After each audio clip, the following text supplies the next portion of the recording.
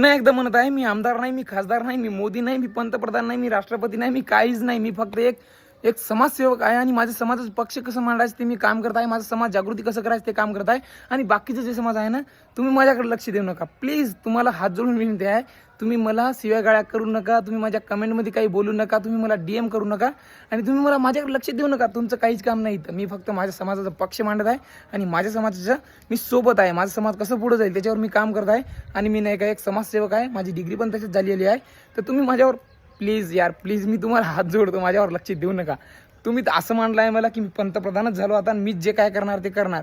मी फक्त पक्ष मांडत आहे माझं समाजाचं आणि तुम्ही जे तुम्ही काय राजा, तुम्ही आता काय म्हणा, तुम्हाला एवढं लक्ष माझ्यावर, एवढं लक्ष, कमसे कम 5 ते 10 हजार पब्लिक असेल त्यांचं माझ्यावर एकदम ठाम लक्ष आहे, ठाम लक्ष. माझा समाज सोडून बरं, माझा समाज सोडून एवढं लक्ष नका देऊ. मी पंतप्रधान बनून जाईल उद्या बरं.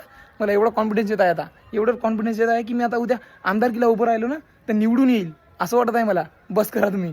एकदम जास्त कॉन्फिडन्स झालं ना माझं तर मी नाही का उद्या राष्ट्रपती होईल, काय सांगता येत नाही बरं.